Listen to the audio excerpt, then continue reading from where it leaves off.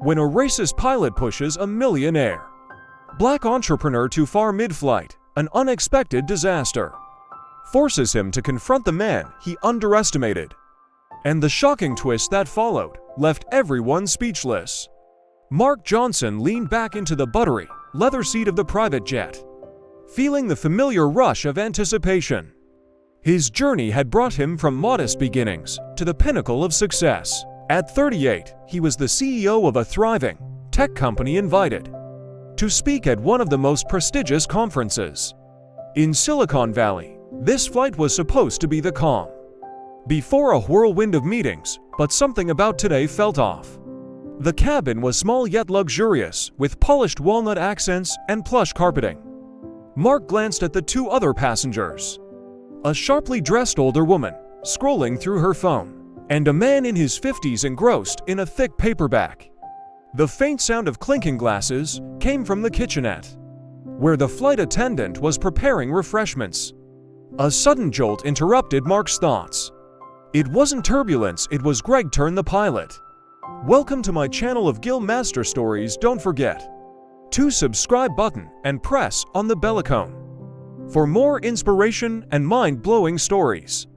Brushing past him with more force than necessary, Mark glanced up confused. He had only stood briefly to retrieve a folder from the overhead compartment. "Do you mind?" Greg barked, his tone sharp. "This isn't some commuter flight, stay seated." Mark blinked, taken aback. "I was just grabbing my—" Greg cut him off. "This is a private jet. You're not the only person on board, you know."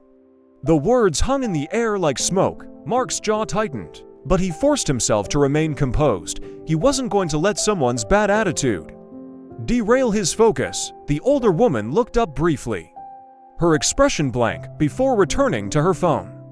Mark sat down, the folder in his lap, and watched as Greg retreated to the cockpit, muttering something under his breath. It was faint, but Mark caught the words out of their lane. Mark exhaled, slowly gripping the armrest. He had encountered men like Greg before, men who saw his success as a threat, who couldn't reconcile his presence in spaces they considered their own. Still, he reminded himself, this was just a flight. He wasn't here to make a point or start a confrontation. He was here to get to his destination. A few minutes later, the flight attendant approached with a warm smile, offering Mark a beverage. Her kindness was a balm, but the tension lingered. Greg's behavior gnawed at the edges of Mark's thoughts, turning a routine flight into something far more uncomfortable. Transition. What Mark didn't know was that this was only the beginning, and the storm brewing ahead was about to test him in ways he never expected. The jet hummed steadily through the clouds, but the atmosphere inside was anything but smooth. Mark tried to focus on the stack of documents in front of him, but his thoughts kept drifting back to Greg's hostility. He had been on countless flights before, yet no pilot had ever acted this way. Something about Greg's demeanor, dismissive, almost seething, made it impossible to ignore. About an hour into the flight, Mark decided to stretch his legs again. He walked toward the rear of the cabin to grab another water bottle. As he passed the cockpit, the door swung open abruptly, nearly hitting him. "Are you trying to eavesdrop?" Greg's voice was loud enough to turn heads. Mark froze. "What? No, I was just stay away from the cockpit." Greg snapped, his eyes narrowed, scanning Mark as though searching for trouble. "We have protocols for a reason." Mark's patience, already worn thin, cracked. "With all due respect, I'm not near the controls. I'm simply walking to the back of the plane." Greg scoffed, folding his arms. "You people always have excuses." The room seemed to hold its breath. The older woman across the aisle looked up again, this time her expression tense, while the man with the book shifted uncomfortably in his seat. Mark took a step forward, his voice calm but firm. "I don't know what your problem is, but I suggest you keep it to yourself. I've done nothing to deserve your disrespect." Greg's lips twitched in a smirk. "I'm just doing my job. Maybe stick to doing yours, whatever that might be." The flight attendant appeared, her face flushed. "Mr. Turner," she said quietly. "Is everything okay here?" "Fine," Greg replied, glaring at Mark one last time before slamming the cockpit door shut. The sound reverberated through the cabin, The attendant offered Mark an apologetic look. Lowering her voice, "I'm so sorry. He's not usually like this." Mark gave a tight smile, brushing it off outwardly, but inside frustration churned. This wasn't the first time he'd faced discrimination. But it never got easier. He returned to his seat, gripping the armrest. As he replayed the encounter in his head, he could feel the other passengers' eyes on him. Their unease palpable, yet no one spoke up. Minutes later, the plane jolted slightly. It was just turbulence, but Mark's heart raced, not because of fear, but because the tension had pushed his nerves to the edge. Transition? Little did anyone know, the turbulence wasn't just outside. A much bigger storm was about to take center stage. One that would shift the balance of power in an instant. The cabin lights flickered briefly, followed by another jolt, this one harder than the last. The fasten seatbelt sign blinked on with a chime, and the flight attendant hurried to secure loose items. Mark glanced at the passengers across from him. The older woman was gripping her armrests, while the man with the book was pale, his eyes darting toward the cockpit. Then it happened. The plane dipped sharply to the left, sending Mark's water bottle tumbling to the floor. Gasps erupted throughout the cabin as the jet wobbled unevenly. Mark felt the familiar lurch in his stomach, but it wasn't panic, it was focus. Over the intercom, Greg's strained voice barked, "Ladies and gentlemen, please remain calm. We're experiencing unexpected turbulence." Mark's instincts told him it was more than turbulence.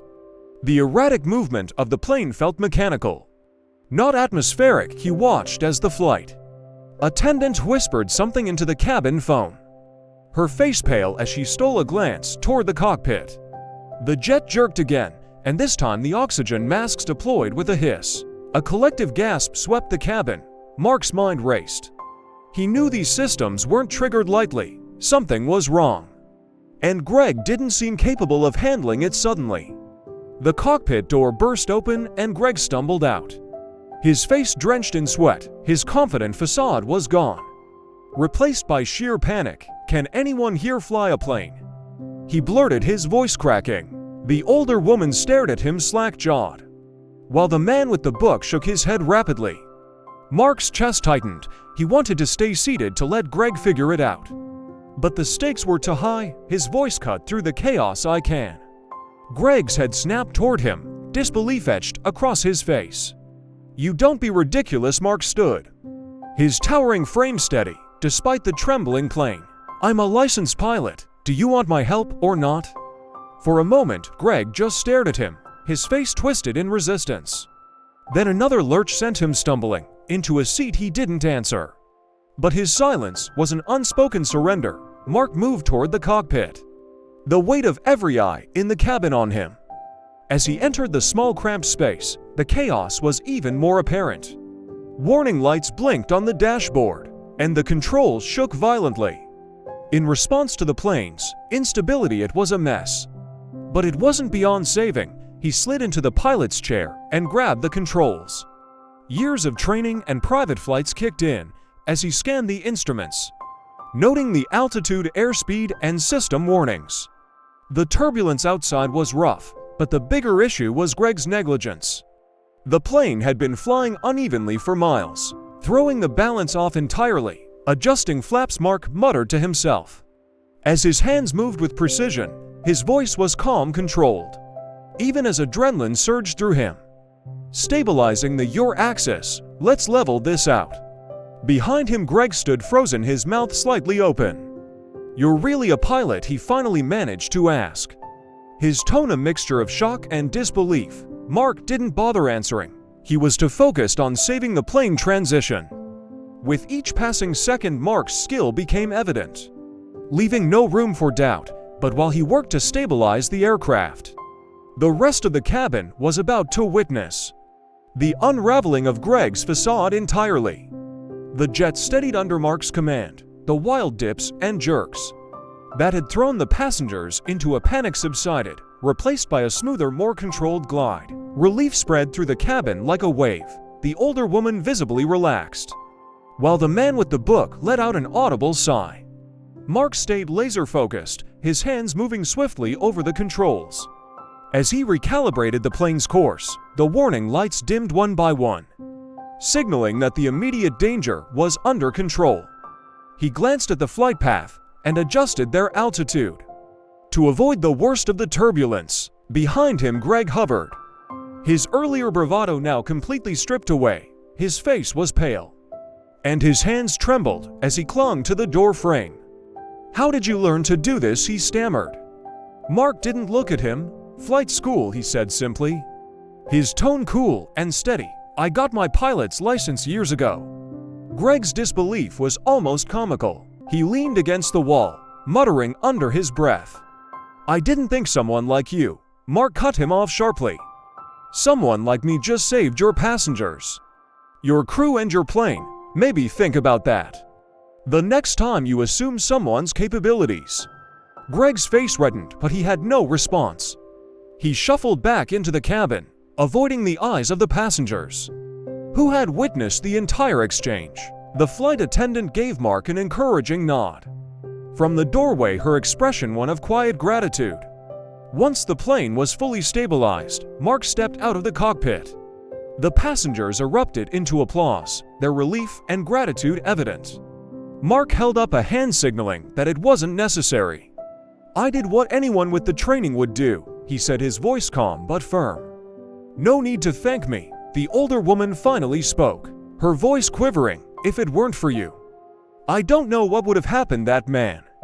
She trailed off, her eyes darting toward Greg, who sat slumped in a corner, looking utterly defeated. The atmosphere in the cabin had shifted entirely. Where Greg had once commanded authority, now there was only contempt. Where Mark had been met with skepticism, now there was respect and admiration transition. But while Mark's quick thinking had earned him the passengers' trust, Greg's actions were far from forgotten. And the fallout was about to be swift and severe. The private jet landed smoothly at San Francisco International Airport, greeted by the usual bustle of ground crew and flashing lights. For the passengers, however, this was no ordinary landing. The tension that had consumed the flight lingered, yet it was tinged with a collective sense of awe and relief. Mark Johnson had not only saved their lives, but had done so with an unshakable calm that stood in stark contrast to Greg Turner's earlier behavior. As the passengers disembarked, murmurs filled the cabin. They weren't about Greg's supposed expertise, but about Mark's heroism. The older woman clasped Mark's hand firmly. "Thank you," she said, her voice thick with emotion. "You were the real captain on this flight." Mark offered a polite nod, but his gaze shifted to Greg, who was still sitting in the corner, head in his hands. The once confident pilot now looked like a shell of himself. Mark didn't feel anger, just a profound sense of pity. Outside the plane, the airline's ground supervisor and a small team were waiting. One of the passengers, clearly still shaken, had already reported the incident. As Greg stepped onto the tarmac, he was immediately pulled aside for questioning. The look of panic on his face spoke volumes. Mark didn't linger to watch. He wasn't one for public shaming, no matter how much Greg deserved it. Instead, he headed toward the waiting car, ready to move on. But just as he reached the vehicle, a young journalist rushed toward him, microphone in hand. "Mr. Johnson, we've heard about what happened on the flight. Can you tell us more about the pilot's behavior?" Mark hesitated, glancing back at the jet, the memories of Greg's hostility, and the moment he stepped up to save the plane played in his mind. Finally, he turned back to the reporter. "What happened up there wasn't just about one man's behavior." Mark began, his tone measured. "It's about the assumptions we make about each other, about what we think people are capable of, based on how they look or where they come from. Today, those assumptions almost cost lives." The reporter pressed for more, but Mark held up a hand. "I've said all I need to. Let's focus on moving forward." By the time Mark reached his hotel, news of the incident had already spread. Social media buzzed with praise for his quick thinking, while Greg's name trended for all the wrong reasons. The footage from the plane surveillance system left little room for interpretation. Greg's blatant hostility was undeniable within hours. The airline issued a formal apology to Mark and announced Greg's termination. "We hold our employees to the highest standards," the statement read. "There is no room for discrimination in our organization," when asked for further comment. Mark's response was simple yet profound. "Forgiveness is a powerful thing," he told a journalist during a follow-up interview. "But forgiveness doesn't mean we ignore what happened.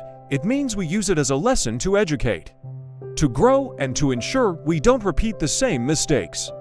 As the days passed, the story became a rallying cry for accountability and respect. Mark's words echoed far beyond the confines of the flight, inspiring conversations about the quiet ways prejudice manifests and the importance of standing against it. Greg, meanwhile, disappeared from the spotlight. Some said he'd moved to a small town to escape the backlash, while others speculated he was seeking help to confront his biases. Mark didn't dwell on it. For him, the lesson had been learned, and he hoped Greg had taken something from it too. And in the end, this wasn't just a story about a single act of heroism. It was a reminder of the strength in humility, the courage in standing firm, and the power of turning moments of prejudice into opportunities for growth. Don't forget to like and subscribe to the channel. For more content, please leave your comments and share your experiences. Thank you for being part of Gill Master Stories community. See you soon.